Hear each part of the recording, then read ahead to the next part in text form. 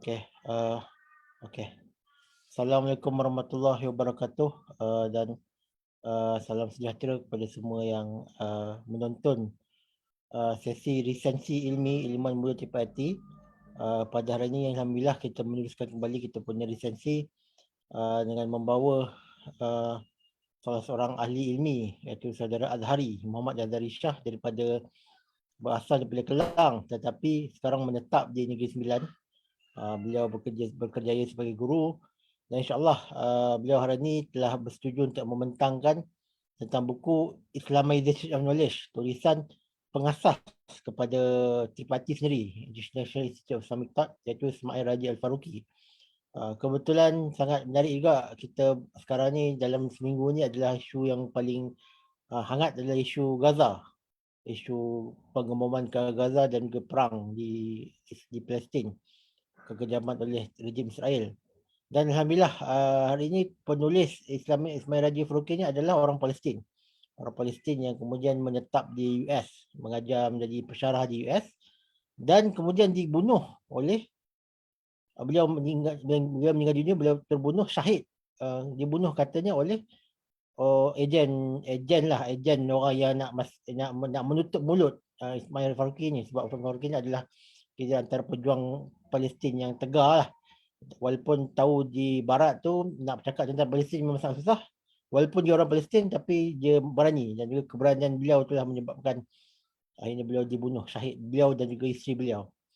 Jadi alhamdulillah mungkin topiknya hari ini mungkin tiada kaitan dengan tu, tapi itulah kata-kata kata kemujuran, beberapa kemujuran yang ada, kita highlight juga lah benda yang sama. Jadi tanpa membuang masa, saya jemput saudara Azhari untuk memulakan resensi beliau. Silakan. Terima kasih saudara Syazwan. Assalamualaikum warahmatullahi wabarakatuh kepada semua yang hadiri sesi resensi. Assalamualaikum warahmatullahi wabarakatuh pada hari ini. Jadi terima kasih pada saudara Syazwan yang telah memberikan sedikit kata-kata aluan dan juga pengenalan ringkas lah mengenai Ismail Raji Al-Faruqi. Kata-kata. Jadi Ismail Faruqi adalah yang kita lebih kenali sebagai Ismail Faruqi lah. Beliau adalah seorang Palestinian American yang lebih terkenal dalam bidang falsafah. Dan beliau adalah antara pengasas Triple IT juga. Dan seperti yang disebut oleh saudara Syazwan tadi, beliau sangat lantang dalam isu-isu kemanusiaan, terutamanya berkaitan dengan isu Palestin lah. Dan kematian beliau juga sangat dikait rapat dengan isu-isu dan juga kelantangan beliau lah dalam memperjuangkan isu-isu Palestin. Mana pada tahun 1986 kalau tak silap saya, beliau sama dengan isteri beliau telah dibunuh di Amerika pada waktu itu, oleh seorang yang kononnya mengaku Islam lah, nama dia Yusuf Ali, Islam dia lah. Dan itulah bagaimana itulah banyak yang terjadilah pada tokoh-tokoh dan juga ilmuwan-ilmuwan Islam yang kerana mereka ditakuti akan dapat menyemarakkan kebangkitan Islam, terutamanya di Palestin dan juga umat Islam di seluruh dunia. Jadi kalau tokoh-tokoh yang mungkin ke arah mungkin lebih kepada tokoh-tokoh yang bersifat menyampaikan ceramah tu, mereka tidaklah begitu takut. Ismail Raji Al-Faruqi ni kita kenal melalui pembacaan, ya, kerana kita tak sempat lah bertemu dengan beliau. Beliau seorang yang sangat mempunyai visi dan juga sangat mission oriented lah, ya, melalui penubuhan institusi yang telah beliau tubuhkan, ya. Dan juga penulisan-penulisan beliau yang sangat, kita boleh katakan sangat jelas frameworknya, ya. Jadi ada cara plan of action dan juga working plan ni, ya. Yang mana kalaulah work plan itu disambung oleh penerus-penerus kader ataupun kader-kader seterusnya, sudah pasti akan dapat meningkatkan kualiti umat Islam, ya. Kerana melalui penulisan beliau, terutamanya buku yang saya akan kupas atau adakan resensi pada hari ini, itu mengenai Islamization of knowledge, ya, ataupun Islamisasi ilmu lah, ya. Dalam keadaan biasa, dalam bahasa Melayu kita sebut sebagai Islamisasi ilmu lah, ya. Dalam bahasa Inggeris, Islamization of knowledge, ataupun lebih dikenali dengan IOK lah, ya.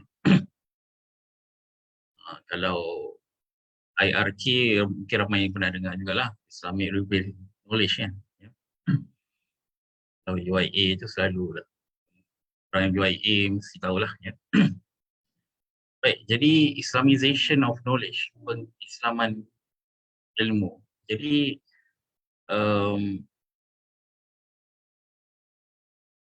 selalulah kawan-kawan ataupun pembaca buku-buku ini yang agak nakal sedikit lah, ya. Jadi ada juga yang bertanya, tak cukup Islam ke ilmu yang telah kita pelajari selama ni, kan? Adakah tak cukup Islam lagi, ya? Nah, Islam macam mana lagi, kan, ya? Dan ada juga yang memberikan soalan-soalan sindiran, kan. Contohnya kalau macam matematik, kan,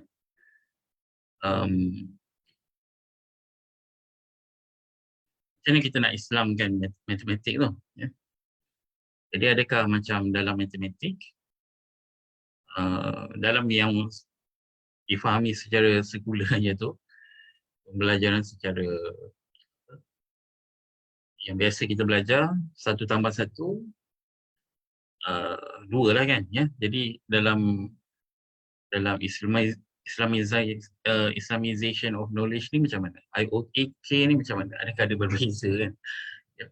Jadi soalan ni saya pernah tanyakan kepada Dr. Alino lah, ya. Macam mana nak jawab soalan ni, kan, ya. Jadi seperti yang disebut oleh Dr. Alino,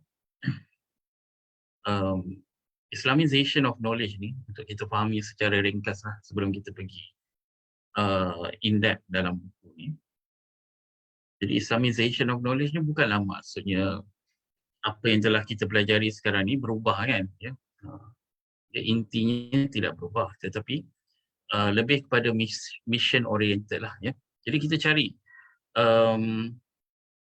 kita cuba jalankan analisa dan juga cuba cermati bahagian mana dalam disiplin ilmu yang belum cukup, orang kata mission oriented. Mission orientednya itu belum cukup panduan daripada Al-Quran dan juga Sunnah lah, ya. Ajaran yang kurang bertauhid, ya. Baik. Jadi kita pergi kepada lanjut in-depth pada buku lah, ya. Jadi Islamisasi ilmu itu ia adalah satu proses pengislaman keseluruhan daripada korpus ilmu yang wujud lah, ya. Jadi bila orang tanya, adakah IOK ini adalah satu ideologi baru, ya? Tidak, tetapi ia adalah lebih mirip kepada satu gerakan ideologikal, ya. Satu gerakan, ya. Maksudnya kita menjalankan satu gerakan secara massal, ya, yang di mana ia meningkatkan uh, pendidik ataupun ilmuwan itu ke atas keperluan untuk mengambil bahagian dalam proses Islamisasi ilmu. Jadi persoalan pertama adalah tak cukup Islam dia kan, ilmu-ilmu yang sedia ada. Ya. Jadi seperti yang disebutkan tadi,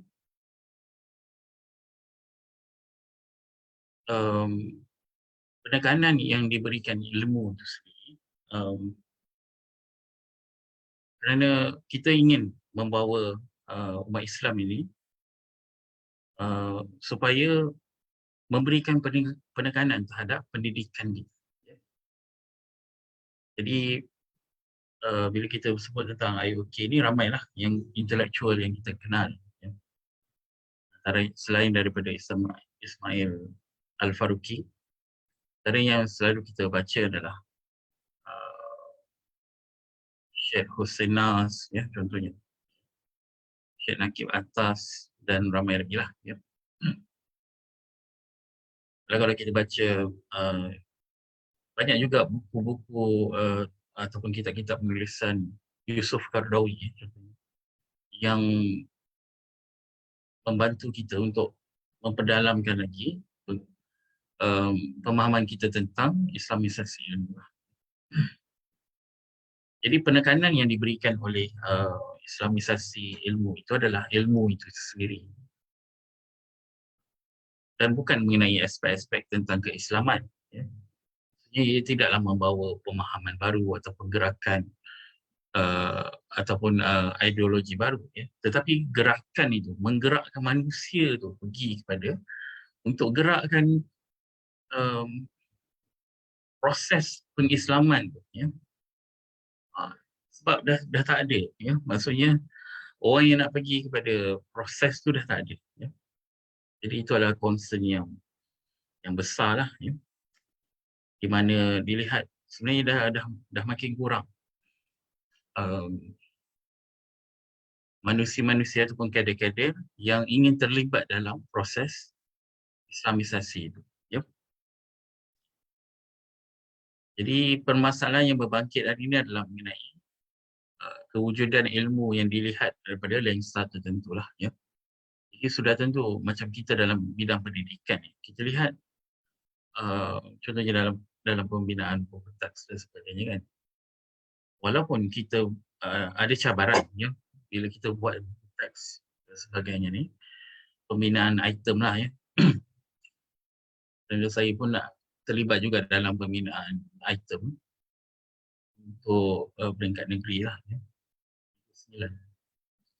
Jadi kita lihat di situ cabarannya adalah untuk kalau di Malaysia lah, ya, dalam keadaan kita ada masyarakat yang majmuk, ya. Jadi kita perlu mengambil kira jugalah, ya, tentang keperluan sensitiviti mereka juga, ya. Tetapi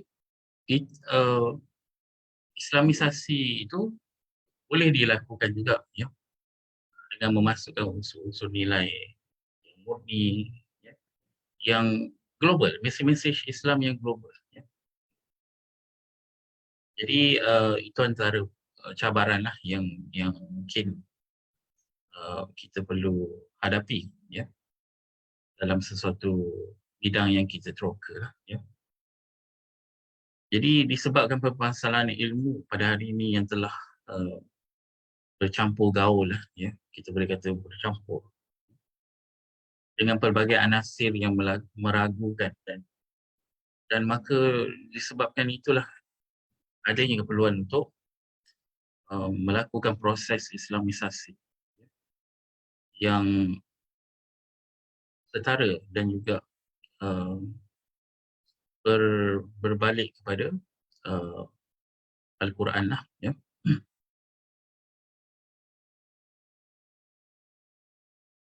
Jadi intipati bagi ilmu kontemporari pada zaman ini perlulah dibaluti dengan cahaya keislaman lah, ya.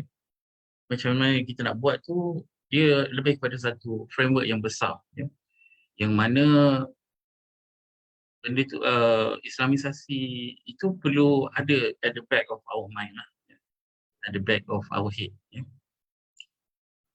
Jadi bila kita bincang secara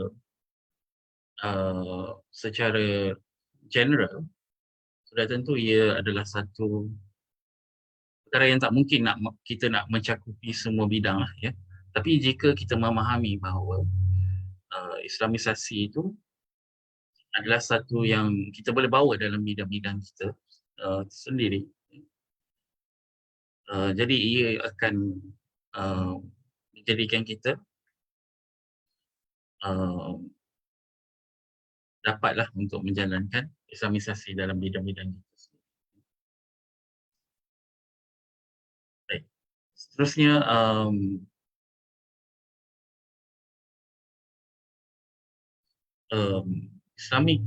Islamization of knowledge ini juga dia melibatkan banyak, sudah tentu melibatkan banyak proses lah, ya, yang membantu kita untuk mencerap ilmu-ilmu tertentu, ya, untuk mencapai kefahaman sepenuhnya ke atas seluruh korpus ilmu, ya.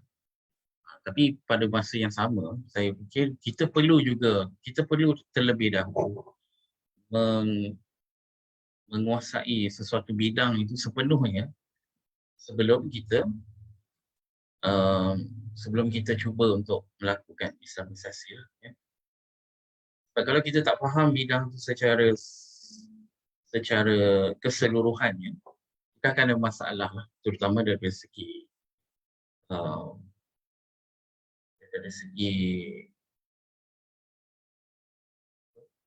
keraguan orang lah terhadap penguasaan kita lah terhadap sesuatu bidang, ya. Contoh mudah lah, kalau kita sebut tentang undang-undang kan, kita nak bawa, contohnya kita nak bawa undang-undang yang lebih Islamik lah, kita kata, tapi kita tidak memahami, kita tak belajar, kita tidak terlibat dengan proses undang-undang, kita pun bukan lawyer dan sebagainya kan, jadi susah untuk kita bawa perkara itu, ya. Dan inilah saya kira masalah utama apabila yang ingin ataupun memiliki semangat itu, tetapi mereka sendiri tidak menguasai bidang-bidang yang mereka ingin buat perubahan, ya. Contohnya dalam bidang sukan lah, contohnya kan, ya, yang bersemangat untuk contohnya in terms of pemakaian atlet dan sebagainya. Jadi apabila mereka sendiri, contohnya gimnastik lah, ya. Jadi apabila mereka, kebanyakan kita sendiri tidak terlibat dalam proses sukan itu, tidak menjadi orang penting dalam contohnya majlis Olimpik ke kan, ya. Jadi kita tak ada wewenang ataupun kemampuan untuk membuat dan merancana supaya sukan itu lebih patuh syariah lah, ya. Syariah compliant lah, ya. Jadi itu masalah yang saya kira besar lah, ya, dan disebut dalam buku ini juga, bila kita tidak memiliki kepakaran ataupun jawatan yang sesuai, ya, untuk melakukan perubahan itu, memang takkan ada perubahan yang kita boleh katakan sebagai perubahan yang bersifat real lah, ya. Dan ada kala disebut juga dalam buku ni, kalau perubahan yang kita lakukan itu dilakukan secara terlalu pantas, ya, dan juga terlalu terburu-buru lah, ya, sehingga orang bawahan kita tidak memahami perubahan yang kita ingin lakukan lah, ya. Contohnya kita dapat lihat satu kecurangan ataupun kerompongan dalam institusi kita, kan, ya, mana kita ingin perbaiki, ya. Jadi memilih untuk memperbaiki keadaan dan juga kerompongan itu juga adalah salah satu daripada inti dalam Islamization of knowledge, ya, itu membawa sesuatu itu supaya lebih adil, ya, dan tidak berlaku kecurangan lah, ya. Jadi itu adalah salah satu juga dalam inti Islamization of knowledge ini, dan juga action. Tetapi tanpa memberikan subordinates kita reason ataupun reasoning dan juga penjelasan yang tepat lah, ya, mengenai tindakan kita itu, seringkali perubahan yang kita ingin bawakan itu akan berakhir di situlah, ya.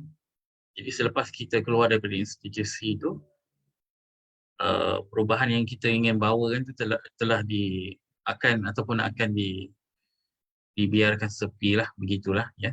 Dan mereka akan kembali kepada norma-norma yang sebelumnya lah, ya, yang telah berlaku sebelumnya, sebelum kemasukan kita lah, ya. Jadi itu yang sering berlaku lah, ya. Apabila gerakan-gerakan Islamisasi ini dilihat terlalu terburu-buru, ya, untuk melakukan perubahan tanpa mengetahui, mendalami dan juga menilik, ya, realiti ataupun keadaan di sekeliling mereka, ya. Dan perubahan itu selalunya diadakan secara pemaksaan lah, ya, tanpa melihat situasi yang sedang berlaku, ya. Dan kita tahu bahawa apabila perubahan itu dilakukan secara pemaksaan, lebih lagi atas nama Islam, ya. Jadi kita sudah tentu kita rasa ini perlu dilakukan, ya, sebab ini tidak Islami, ya, tidak patuh syariah dan sebagainya, ya. Tetapi bawahan kita belum lagi mampu untuk menerima perubahan tersebut tanpa penjelasan dan juga reasoning yang dapat mereka terima lah, ya. Jadi ditakuti bahawa dengan perbuatan begitu tidak mampu untuk idea yang kita bawa tu, perubahan yang kita bawa tu untuk kekal lama lah, ya. Rasanya akan habis di situlah, ya. Jadi pendidikan, mendidik manusia ni memang satu, terutamanya dari segi kita membawa perubahan itu adalah satu proses yang panjang lah, ya. Yang jika kita lakukan dengan show of power, dengan menunjukkan kuasa, sudah tentu orang akan patuh, ya. Tetapi kepatuhan itu selagi mana kita masih berada di jabatan tersebut lah, ya. Jadi itu antara cabaran-cabaran lah yang kita perlu fahami dan juga kita perlu insafi supaya kita tidak terlalu memaksakan perubahan, ya, yang Ustaz pernah, yang selalu disebut oleh Ustaz Siti Fadil, ya.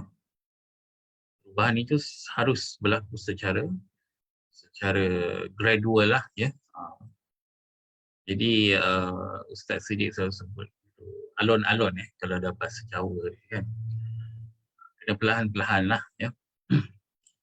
Ataupun tadarus, ya, secara gradual, secara berperingkat, ya, supaya tidaklah dilihat proses itu berlaku secara paksaan, ya.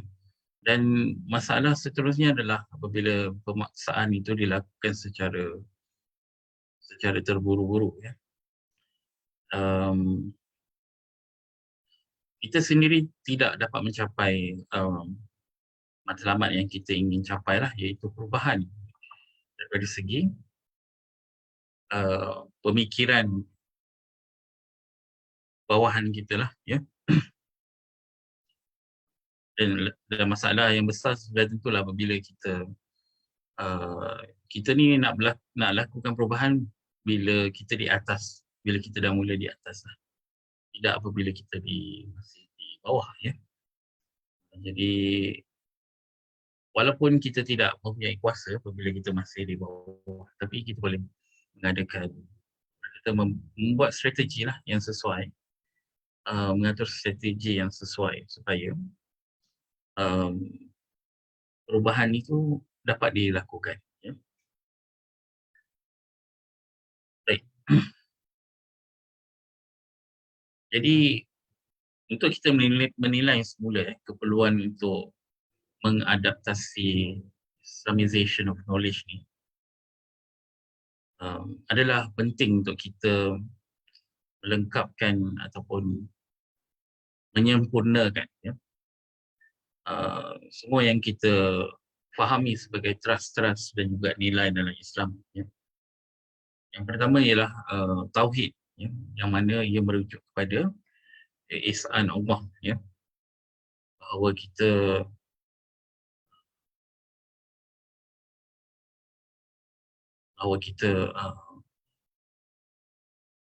yakin bahawa tidak ada Tuhan yang disembah melainkan Allah saja. Jadi tauhid ini jika kita mampu serapkan dalam bidang-bidang yang kita sedang terokai, ya, sudah tentu ia adalah satu jihad yang panjang lah, ya. Macam mana kita nak incorporate. Jadi sudah tentu orang dalam bidang tu yang boleh fikirlah ya, tentang macam mana nak incorporate. Ya.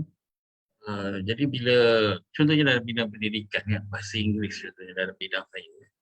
Jadi saya sebagai orang yang terdedah dengan Islamization of knowledge ini, ya, yang memahami gerakan Islamization of knowledge ni, saya yang perlu fikir tentang macam mana untuk kita dalam kapasiti kita, bukan sebagai orang yang terlalu di atas kan, ya. Jadi di dalam kelas macam mana kita nak incorporatekan tauhid itu, ya, nilai tauhid itu di dalam pengajaran kita, ya. Ini tidaklah mengesampingkan silibus yang ada, ya. Kita gunakan silibus yang ada juga, tetapi kita cuba cari di mana ruang dan juga peluang yang kita boleh incorporatekan pemahaman terhadap tauhid ini, ya. Jadi itulah kalau saya kira dalam pendidikan tidaklah terlalu sukar, ya. Guru-guru di sekolah perlu membuat rancangan pelajaran harian, ya, yang mana mereka boleh memahami bahawa setiap lesson yang dilakukan itu perlu ada objektif, ya, learning objektif dan juga what I'm looking for, ya, contohnya. Apakah akhir daripada apakah akhir bagi pelajaran yang kita ingin berikan kepada pelajar tu, apa yang kita nak sebenarnya mereka jadi, ya? Apa yang kita nak mereka faham, ya? Jadi dalam in terms of bidang pendidikan, saya rasa kita boleh gunakan apa yang telah kita belajar untuk melakukan gerakan Islamization of knowledge. Ya. Baik. Jadi kita sebut tentang tauhid lah, ya. Tauhid ni juga adalah satu bentuk disiplin, ya, yang mana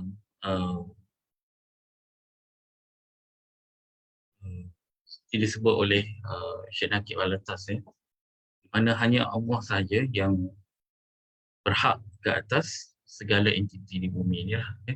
Jadi kalau kita dapat menerapkan konsep tauhid ini dalam bidang juga dan juga kehidupan kita, sudah tentu kita akan memahami lah di mana lemahnya kita sebagai insan. Jadi konsep kekuasaan kekal semata-mata di atas Allah ini akan menyebabkan kita insaf lah bahawa kita hanya manusia yang hina lah. Ya. Baik. Seterusnya kita pergi kepada bab 2. Itu the task lah. Ya. Pertama tadi kita menyebut tentang the problem. Ya. Jadi the problem, apakah masalah umat Islam pada hari ini? Banyak yang telah dikupas oleh ilmuwan-ilmuwan lain lah. Ya. Tapi disebut dalam buku ni bahawa what are the malaise of the ummah. Ya. Jadi malaise ni adalah kelesuan lah, ya, dalam bahasa Melayu. Jadi dalam buku ini Ismail Raji Farki menyebut 3 sebab bagi yang memberikan kesan terhadap kelesuan ummah. Yang pertama adalah political character lah, ya. Yang mana ummah pada hari ini sangat berpecah belah, ya. Bukan saja dipecah belahkan melalui berpecahnya negara-negara, ya, daripada satu negara yang besar ke kekhalifahan yang besar menjadi negara-negara kecil yang ditadbir sendirilah, ya. Yang sudah tentu masing-masing akan ada conflict of interest dan juga kepentingan-kepentingan sendirilah yang perlu dijaga oleh mereka, ya. Dan bila di peringkat bawahan pula berpecah lagi pada puak-puak dan sebagainya lah, ya. Pertama yang melibatkan orang kata kabilah-kabilah dan sebagainya lah, ya. Kalau di Malaysia kita lebih kepada perpecahan yang bersifat politik lah, ya. Tidaklah terlalu serius. Tetapi itulah yang menjadi satu masalah juga buat kita di Malaysia ni, bila perpecahan secara politik itu menyebabkan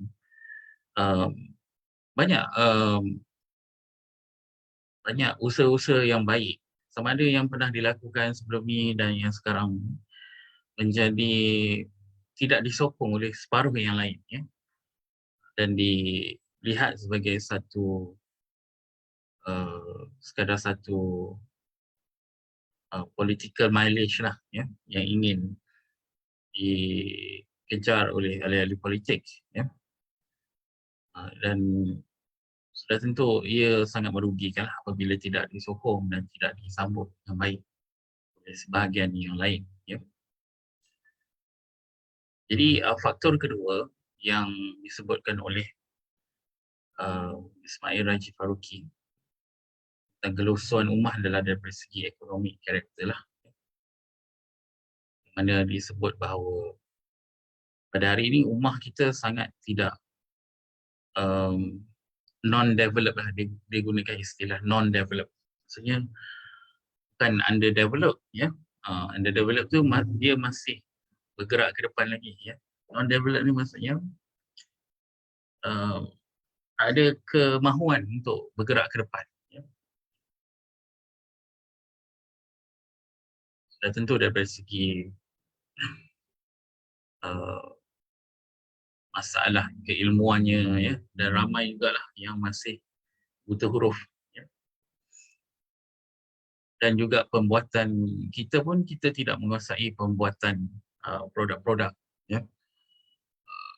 Terutamanya daripada segi yang paling membimbangkan adalah daripada segi food security lah, ya.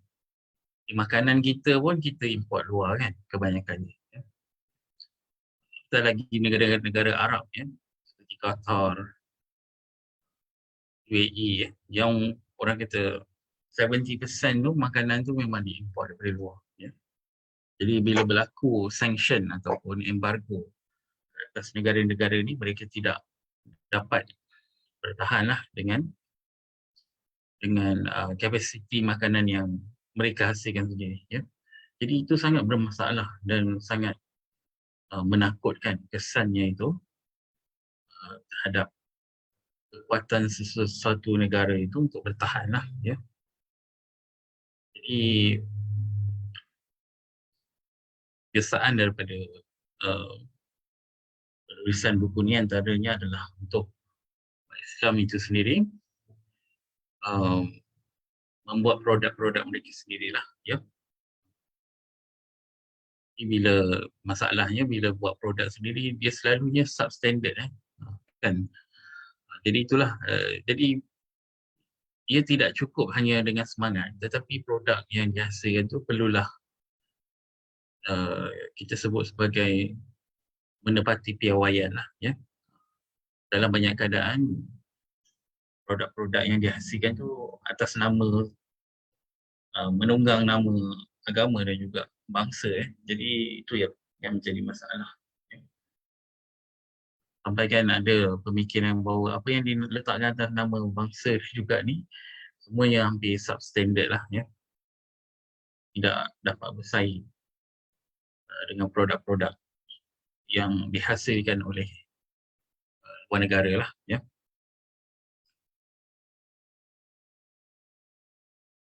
Baik. Jadi itu adalah faktor kedua lah, ya, yang mana kita tidak menguasai ekonomi, tidak menghasilkan apa-apa ciptaan yang signifikan lah, ya. Dilihat seperti itulah, ya. Dilihat seperti signifikan, ya. Malah dengan malah walaupun dengan oil bonanza lah, ya. Oil bonanza ni maksudnya kekayaan hasil galian dan juga minyak yang banyak terdapat di negara-negara Islam, ya. Tapi itu juga tidak membantu mereka untuk membuat satu breakthrough lah, ya. Membangunkan bukan sahaja diri mereka tetapi membantu negara-negara Islam yang lebih memerlukan. Jadi kita lihat kalau kita tengok kebanyakan video lah negara-negara Arab, mereka lebih banyak habiskan kepada duit, kepada kereta, ya, bina shopping mall yang Indonesia panggil kedai, kan, ya, kira besar-besar lah, ya. Tetapi dilihat kurang dalam bidang pembangunan sumber manusia, ya. Jadi itu adalah antara masalah lah di mana terlihat tidak ada Islamization of knowledge dan juga action itu tidak ada, ya, tidak berlaku. Walaupun secara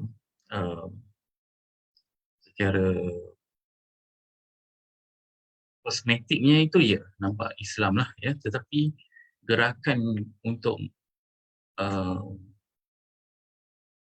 gerakan yang massal, yang besar untuk membangunkan umat Islam itu tidak ada, ya. Dan mungkinlah kita pernah dengar lah tentang individu ini billionaire yang melakukan bantuan, ya, dari segi tentunya dari segi pemberian grant dan juga tajaan, ya. Tetapi ia tidak dilihat begitu signifikan lah. Baik, jadi sebab ketiga yang disebut dalam buku ini adalah mengenai cultural character lah, ya.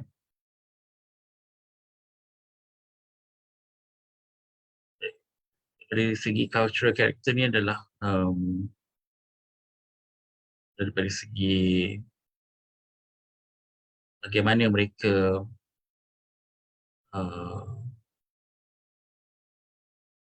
berpegang ataupun resort kepada barat di mana hilangnya identiti mereka dan juga jati diri mereka,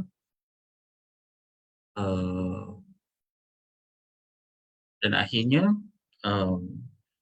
lebih terpesona dengan barat lah, ya. Jadi sampai ada satu pemikiran bahawa apa-apa yang datang daripada barat adalah yang terbaik lah, ya. Masih ada, ya. Jadi kita tengok bola sepak lah, ya. Semuanya Malaysia ni dah macam kelab Australia dah kan, ya. Putih je kan, ya. Jadi itulah, kalau kita lihat di situ itulah, ya. Apa yang datang daripada barat itulah yang terbaik, kan. Dan orang barat pun tidak dipanggil sebagai imigran kan di Malaysia, ya. Mereka tidak dipanggil sebagai foreigner kan, ya. Tapi mereka dipanggil sebagai expatriate lah, ya.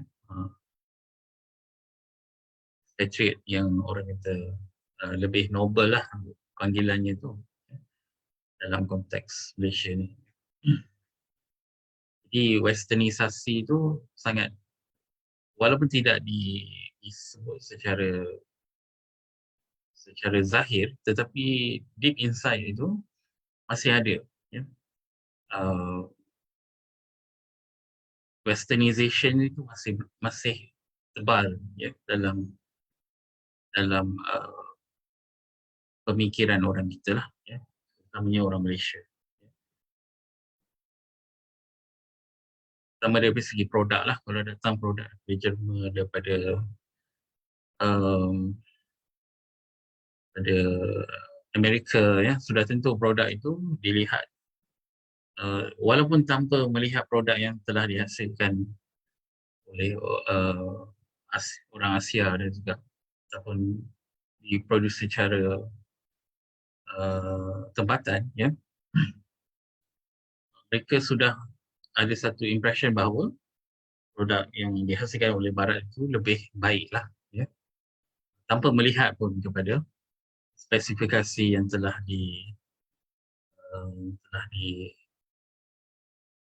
yang ada dalam produk itulah, ya.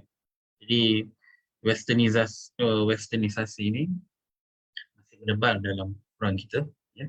Kerana itu adanya gerakan di-westernisasi lah, yang dipropori oleh Syed Nakib Alatas, ya. Dan ada juga lah gerakan-gerakan seperti gerakan penafi baratan, ya, untuk untuk melakukan proses di-westernisasi lah, ya. Dan kembali kepada menghargai lokal ataupun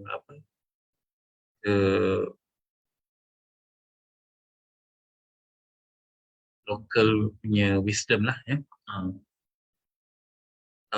Kearifan tempatan, ya.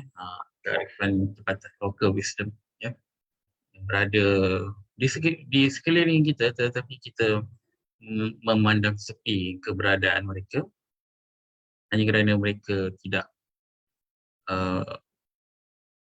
berasal daripada barat lah, ya. Dan westernisasi ini sampai sekarang masih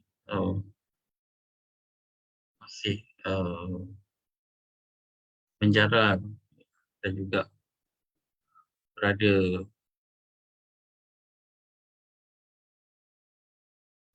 kata sebagai apa, itu terpahat dalam hati masyarakat kita, ya, kerana produk-produk yang dihasilkan kita pun kadang-kadang dilihat sepi lah, ya. Tapi apabila produk itu berjaya di luar negara dan mereka kembali semula ke Malaysia, barulah kita memandang produk itu sebagai berkualiti lah, ya.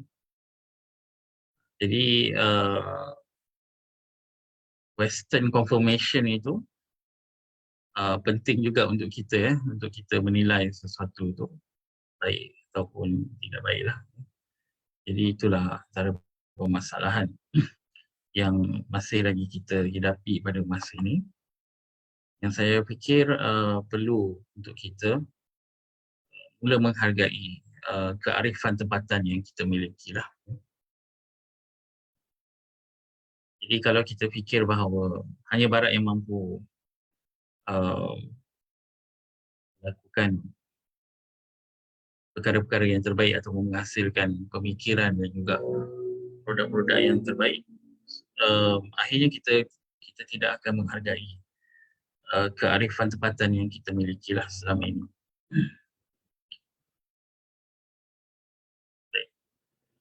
Itu antara inti parti dalam buku ni. Yang sudah tentu saya tidak dapat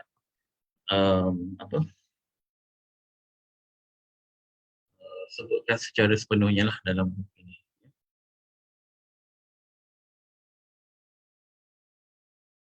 Baik, jadi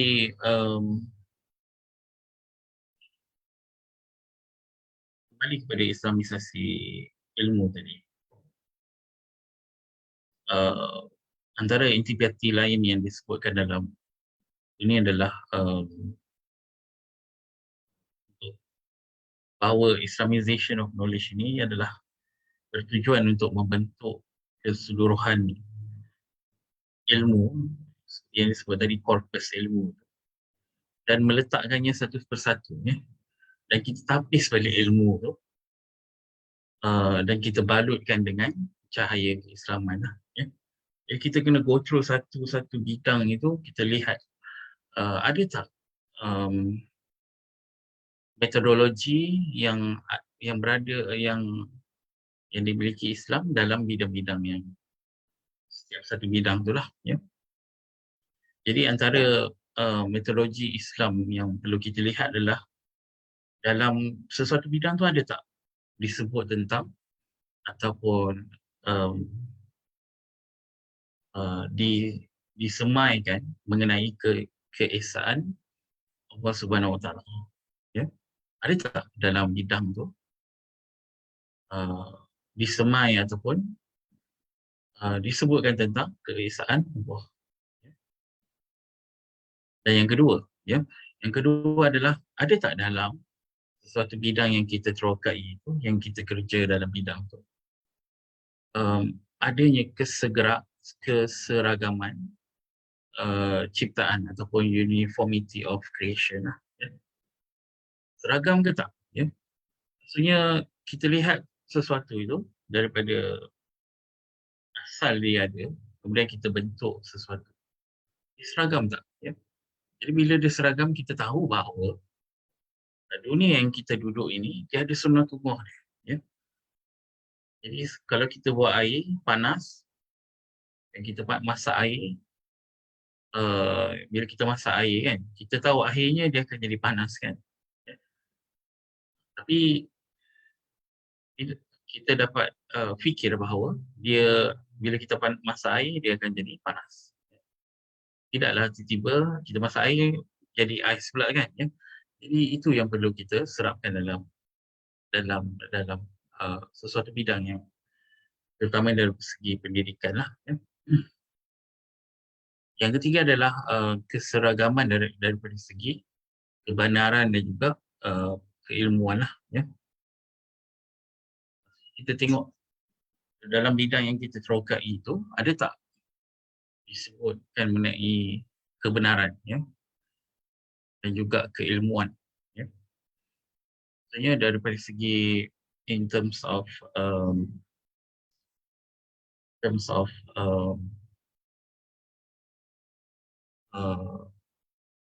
apa yang diajarkan dalam bidang-bidang, adakah dia telah mengungkapkan kebenaran yang tidak tersanggah, ya, ataupun dia dalam sesuatu bidang tu dia tangkap muat je fakta-fakta tanpa kajian dan juga penggunaan teori yang yang diakui oleh ramai orang lah, ya. Jadi ada dari segi, kita melihat dari segi pendidikan contohnya kan. Ya. Adakah disebut adakah silibus-silibus yang diterapkan itu, yang telah dirangka itu memiliki kebenaran dalam silibus itu, ya. Ataupun ia mengambil uh, fakta daripada kajian yang tidak disahkan lah, ya. Contohnya sains dalam bidang silibus sains contohnya kan, ya.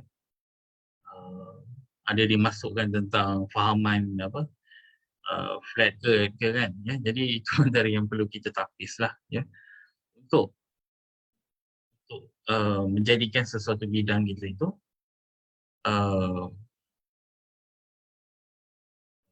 berlakulah proses islamisasi ilmu itu. Jadi inilah antara intipati atau metodologi untuk melakukan islamisasi ilmu itu, ya.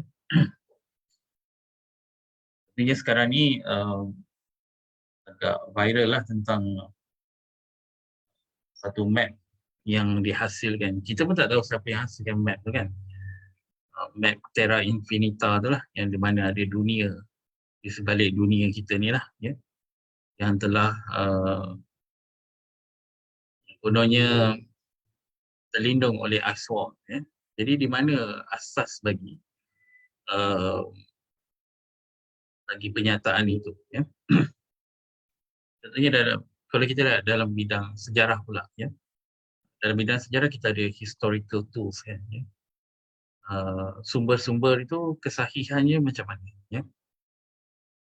Jadi macam kita nak tentukan pula apakah sejarah itu benar ataupun tidak kan, ya. Jadi ada historical tools, ya. Itulah antara saya kira antara contoh-contoh lah yang kita boleh terapkan mengenai kebenaran dan juga keilmuan, ya.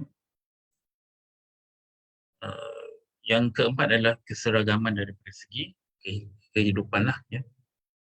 Bahawa unity dalam kehidupan ni, kita tahu bahawa kita lahir dan kemudian kita hidup dan kita akan mati lah, ya. Jadi dan kita akan ke mana selepas itu. Jadi itu adalah itu adalah antara metodologi yang kita boleh terapkan dalam gerak kerja islamisasi ilmu ni lah, ya.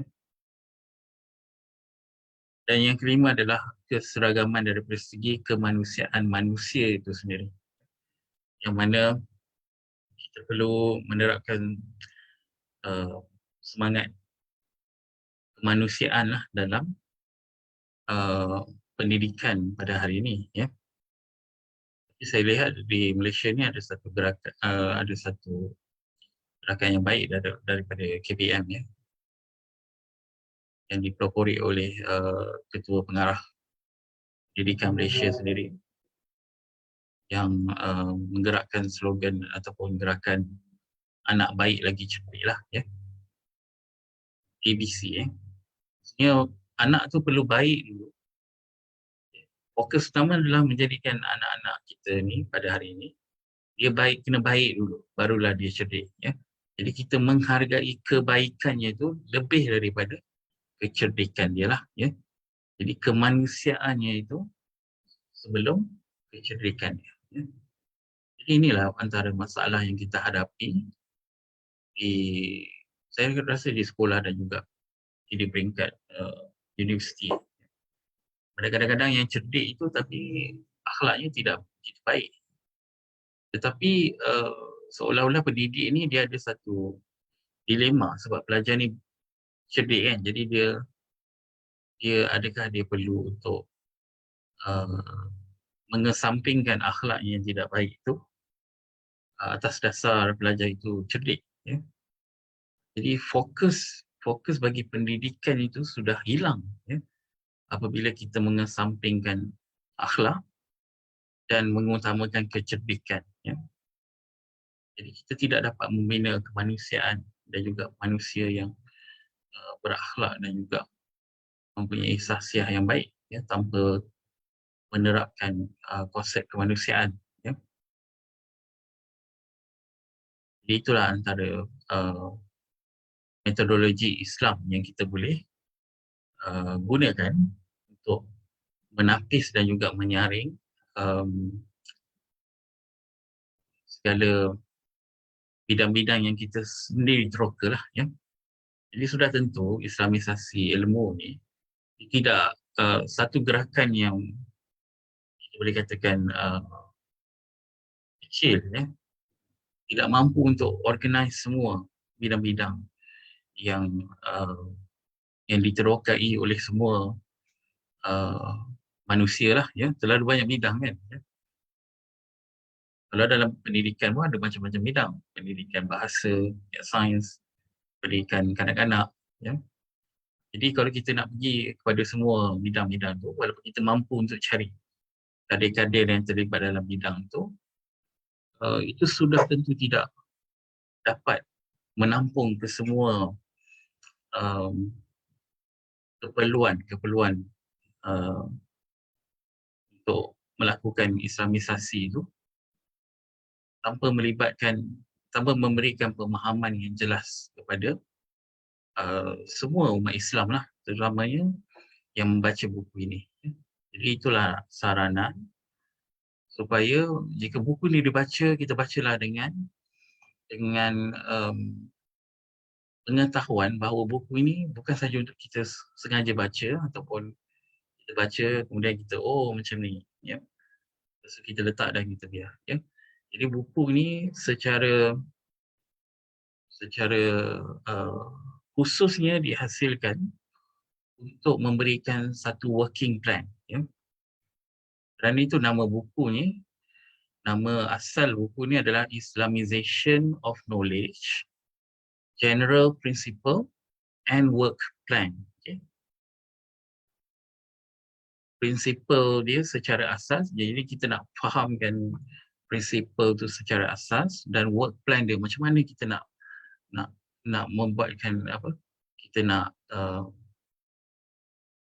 menggerakkan Islamisasi ilmu, ya.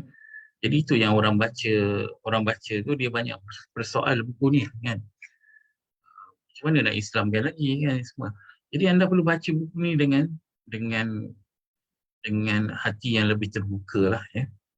Sebab buku ni adalah panduan, ya, yang mana bila kita baca, kita perlu ada satu kesedaran untuk menggerakkan Islamisasi ilmu ni, ya. Kerana penulis itu Ismail Faruqi, dia menulis buku ini supaya buku ini difahami, ya. General principle itu difahami dan telah disiapkan juga working plan dia macam mana, ya. Apa yang kita perlu buat, ya. Dan sudah tentulah dia mengambil dia menunjukkan satu bidang, contohnya bidang pendidikan tertiary kan, ataupun pendidikan universiti, supaya kita boleh membaca contoh bagaimana ia dapat dilakukan di universiti. Kemudian kita dapat adaptasi working plan itu ke dalam bidang kita sendirilah, ya. Jadi bila baca buku ni, bacalah dengan dengan pemahaman bahawa kita membaca buku ni untuk kita ambil ibrah dan juga kita dapat menggerakkan Islamisasi ilmu ni lah, ya. Jadi kalau orang tanya adakah ia satu ideologi, seperti yang kita sebut tadi, ini adalah satu gerakan ideologi, menggerakkan kembali ideologi yang telah lama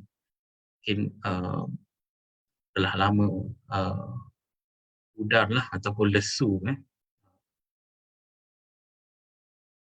Kerana itu disebut tentang apa masalah umat Islam pada hari ini, ya. Dalam chapter 1 kan disebut tentang apa masalah umat Islam pada hari ini. Dalam chapter tu dia sebut apa sebenarnya yang kita kena buat. Itu pendidikan. Jadi kita nak mendidik ni macam mana? Ada cara-cara dia. Kita nak guna cara tradisional ke, kita nak guna cara moden ke, ya. Dan juga metodologi yang telah disebutkan tadilah, ya. Apa kriteria yang kita perlu lihat dalam dalam bidang yang kita sendiri ceburi itu, bagaimana yang kita boleh masukkan 5 metodologi yang telah disebutkan tadi. Ya. Dan sebagai penutup,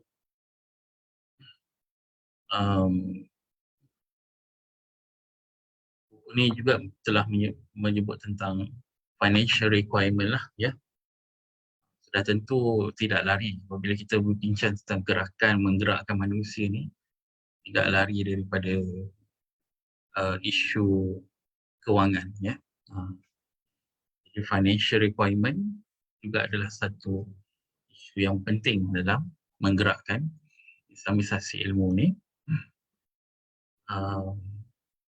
Saya kira banyak kali Ismail Faruqi sebut tentang keperluan untuk wakaf, ya. Wakaf dan juga sedekah lah, ya. Terutamanya dalam membantu untuk membangunkan institusi-institusi yang dapat memberikan dapat mencerminkan bagaimana Islamisasi ilmu ini boleh dijalankan lah, ya. Saya kira kita berjaya sebenarnya dalam peringkat pendidikan awal kanak-kanak, ya. Banyak kita lihat sekarang ni institusi pendidikan yang Islamik lah, ya.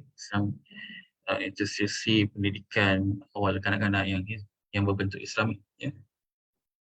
Jadi kita ada Tazkiyah Abim, ya. Kita juga ada Pasti, kita ada, kalau Ikram dia bawa sekolah Hira, ya. Dan juga macam-macam lagi lah, ya. Sekolah-sekolah swasta, pendidikan awal kanak-kanak swasta yang menerapkan metodologi yang disebut tadi, ya, tentunya mengenai keislaman.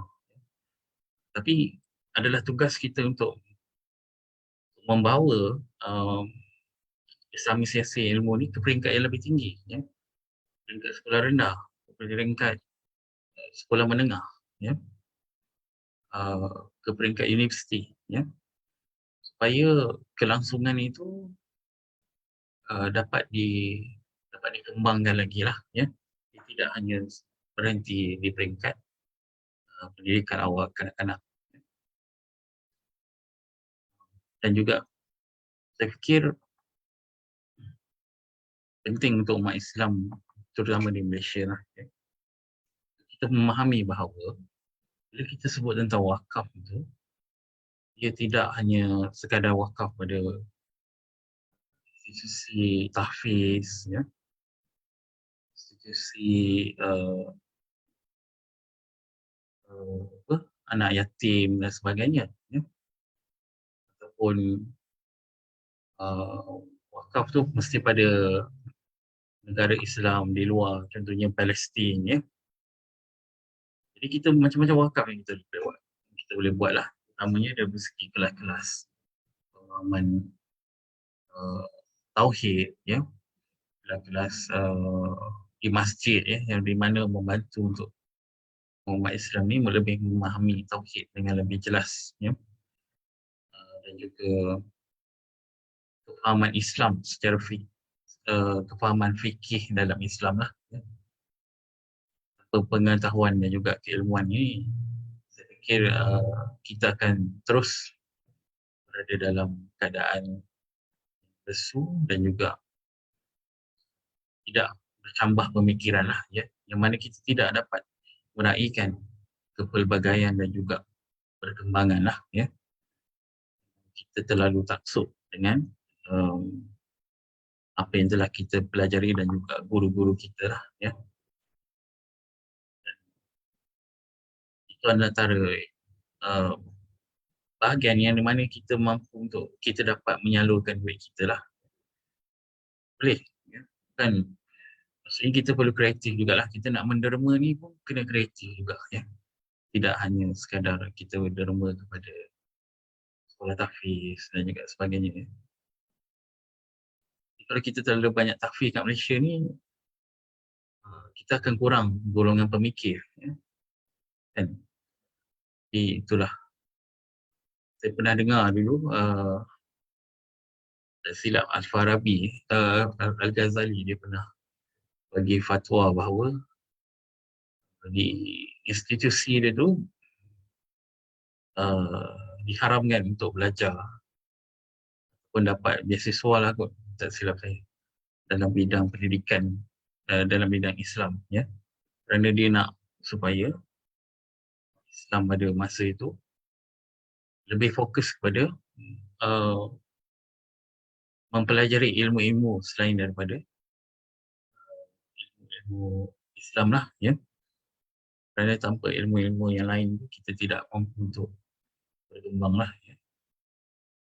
Jadi sekarang dah pukul 11, ya. Jadi saya kira setakat ini saja perkongsian saya, dan saya kira saya sudah sampaikan juga pesan-pesan yang penting dalam buku ni, ya. Utamanya daripada segi working plan tu lah, ya. Jadi kita baca buku ni bukan kita nak mengkritik, tapi kita lakukan working plan yang telah disebutkan dalam buku ni lah. Okey, baik. Jadi saya serahkan kembali kepada saudara Syazwan. Ya, terima kasih kepada Azhari atas perkongsian tersebut. Cuma tak ada soalan lah dalam Facebook.